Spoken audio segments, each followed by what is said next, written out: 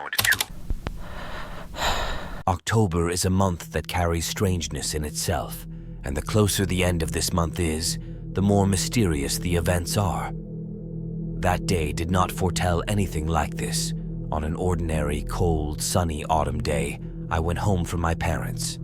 Their farm was 85 miles from a residential town. On the Friday before leaving, they handed me 2 huge pumpkins and all sorts of dirty rags to decorate their house and sent me on my way. While I was driving and admiring nature, my girlfriend called me and said that I would have to be alone on the weekend because she needs to go visit her father. He is sick. I don't like loneliness, but where can I go? Okay, let your dad get better. It was already getting dark, and I began to get tired of the monotonous movement of sliding trees outside the car window. So I decided to stop and get out, stretch my legs, and clear my head. I wandered around my car for about 5 minutes, and when I started to return to the car, the weather suddenly deteriorated. The wind howled sharply, and thunder struck somewhere in the distance. Damn, I haven't had enough rain yet. The reason was that half of the road from my parents' farm to the city was without asphalt, and it was not so bad that it was washed away from the rains. There was a good chance of getting stuck here. I got into the car and drove off. The walk gave me courage for the rest of the journey. Luckily for me, the rain never came, but the wind never died down. The roar of the wind was very strong, squally. At a sharp turn, I slowed down to almost walking speed in order to fit into it. Suddenly, I heard a dull thud in the trunk of my car, but I didn't pay any attention to it. You never know what could have fallen there at the turn. Half an hour later, I got onto the highway and the road became quieter. So I drove for another half an hour until I heard some rustling in the trunk of my car. Turning the steering wheel, I pulled over to the side of the road and stopped the car. It was already dark outside. I felt terribly uneasy since there was no one in the car except me. With caution, I approached the trunk and, looking under the canopy, I did not find anything. Plucking up courage, I pulled off the canopy, and a pumpkin rolled towards me. Fortunately, I managed to react and catch it. When I started to push it into place, I heard a hissing from the depths of the luggage and saw how the rags that my parents gave me began to move. My heart began to pound, and my palms became sweaty. But a moment later, paws appeared from there. I realized that a cat or cat had settled in my luggage. It was dark. I didn't look too closely. How did you get here? I moved the pumpkin away and extended my hands to him. He came up to me. Taking him in my arms, I carried him into the car and left him there. I went to pack the trunk myself so that there wouldn't be a mess there. Having adjusted my luggage, secured it, and covered it with a canopy, I got into the car and managed to see the cat. It was ash gray in color and was well maintained. The first thing I thought was that my parents put it there, so I dialed their number and asked. But they said that they did not put the cat in my car. Having fastened my seatbelt, I looked at the cat. In the front seat, he was curled up and sleeping. We slowly set off on our way. An hour later, thunder rumbled again. Light rain began to fall, and the wind rose, making the view worse. You can't see anything 10 meters away. For a moment, the headlights began to go out, and I saw how I drove into a wet man. A blow was heard. I stopped abruptly, so much so that the cat flew off the seat. Poor fellow. He jumped back, hissed, and lay down again. My heart was beating wildly. My palms were wet, and I froze. Horror gripped me. I fell into a stupor. Bitch, did I really kill someone? No, can't be. Not this. The rain intensified and poured down like buckets. After sitting like that for 5 minutes and not seeing anything in front, I plucked up courage and went to check. When I went to the front of the car, I found nothing. Nothing. There was nothing at all, not even a dent from the impact. I was chilled to the bone. From the wind and rain, I felt like a bare branch in the wind. When I got into the car, water poured out of me like a bucket. Reaching to the right to turn on the heating in the car, I saw the cat no longer sleeping, but sitting and looking at the back seat. He seemed to freeze.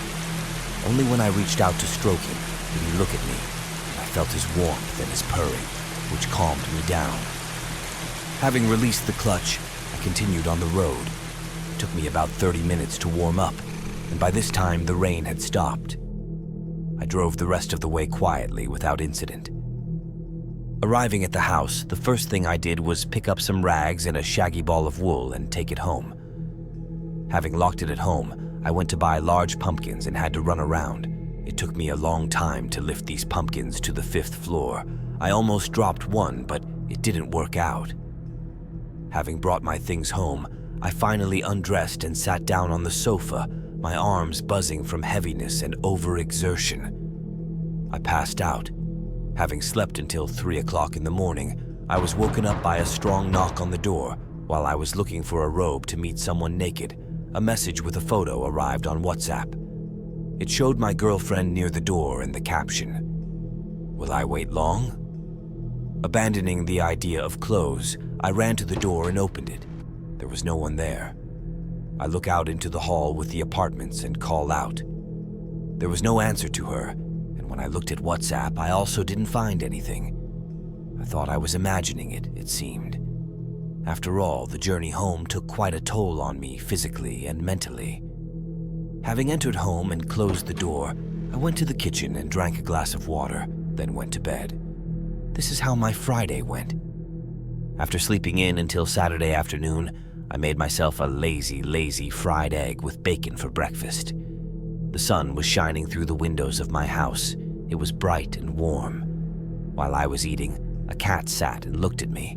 His emerald-colored gaze was like a deep, engrossing space in which you are drowning. Having perked up, I realized that he wanted to eat. Just eat. After all, it is unknown how long he had not eaten. See you soon. Rummaging through the refrigerator, I found sausage and turkey pate. I finally chopped the sausage and put it on a saucer for him along with the turkey pate. Having placed the food on the floor, I left the kitchen. Sitting on the sofa and staring at the rags with pumpkins, I began to imagine how to decorate the apartment for the holiday. Remembering what happened that night, I decided to call my girlfriend and ask how she and her dad were doing. After talking with her, I found out that she won't be back before Monday, so she'll drop by in the morning before work. After a short conversation, I washed my face and decided how I would decorate our apartment. For a very long time, I cleaned out the pumpkins that my parents gave me to make jack-o'-lanterns. I installed them opposite the entrance to the apartment to create the effect of presence when you enter home. It turned out quite atmospheric. Then I started making ghosts. Fortunately, my parents gave me a lot of rags, and among them there was a special white and dirty sheet, which turned out to be an excellent growth ghost. In total, I got about 15 of them, which are hanging on the ceiling, tied with fishing line as if they were flying. Having placed the candles around the perimeter of the room, they were lit once to evaluate all the work done. It was something. There was an atmosphere of horror, fear, panic. Late in the evening, I was proud of myself because I had achieved an eerie atmosphere. I went to the store, bought food for dinner, and took the cat to eat. Returning home, I saw a faint flickering light in my windows and quickened my pace. But I do remember that I extinguished all the candles before leaving. There was no light in the common hall. I had to struggle to open my door. When I opened the doors, I saw nothing. Everywhere, everything was as I had left it. A cat came up to me and started rubbing against my legs. "Now I will feed you, wait a little." Having undressed and gone to the kitchen, I put food for the cat and he began to eat it with pleasure. After throwing the meat into the frying pan and the spaghetti into the water, I opened the bottle of wine and tasted a little. Yes, just right for the meat. When everything was ready, I settled down on the couch and turned on the TV. There was some kind of horror movie on there. After dinner, I lay down on the sofa and started watching the movie. A cat came to me and lay down on me. His warmth and monotonous purring turned me off and I fell asleep. I woke up from a sudden cold snap in the apartment. The strangest thing is that when I woke up, all the candles were lit and steam was coming out of my mouth. Getting up, I went first to the windows to check them in case I hadn't closed them. They were closed. Then from the kitchen, I returned to the room and began to extinguish the candles one by one. After the first candle, goosebumps ran down my back, and I heard something like a whisper. "No, don't put it out." Immediately, I heard a strong hissing of a cat. Turning in his direction, I saw how he arched into a fighting stance and hissed, looking in the direction he was looking. I froze in place. Absolutely all the ghosts hovered in place, except one. One was moving towards me and accelerating. The outline of the ghost reminded me of that rainy evening, and the one I hit on the road, his eyes burned like candle lights. A piece of fabric that stretched out in the form of a hand grabbed my arm. I felt an icy touch. My breath was taken away, and my heart began to beat, like when I thought I had knocked it down. A second. 2 hands let go of me, and the ghost falls to the floor, knocked down by the cat. I come to my senses and run away from the apartment without closing the door. Bitch. What's going on? How can this be? Running out into the street, I realized that no one was chasing me. I called the police and told them that someone had broken into my apartment. When the patrol arrived, we entered the apartment together. There was no one else there.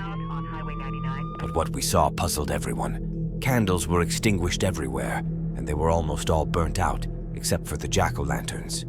They glowed with an orange-gray glow. All the ghosts were hanging in place except the largest one. He was lying on the floor, torn, as if he had been torn apart by claws. And throughout the apartment there was cat fur. It was scattered like ashes after a volcanic eruption. There was so much of it that when you walk, traces remain. The police appreciated the way I decorated the house, and she asked me not to call again for trifles. But for me, it was no small matter. I was shaking, I was terrified and in shock. They saw it, but could not do anything.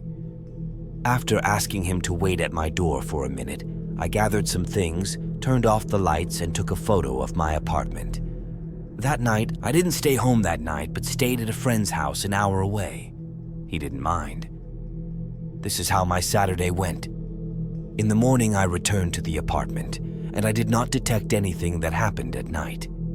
The jack-o'-lanterns were there, as were the ghosts, all but one. That big ghost from the dirty sheet disappeared, just like the cat's fur was gone. Everything was clean. But the fear and horror that I experienced did not leave me. I took my phone and started looking for the photo I took that night. Everything on her was exactly the same as it is now. Except for the fur, the cat. She was not there, but there was a cat.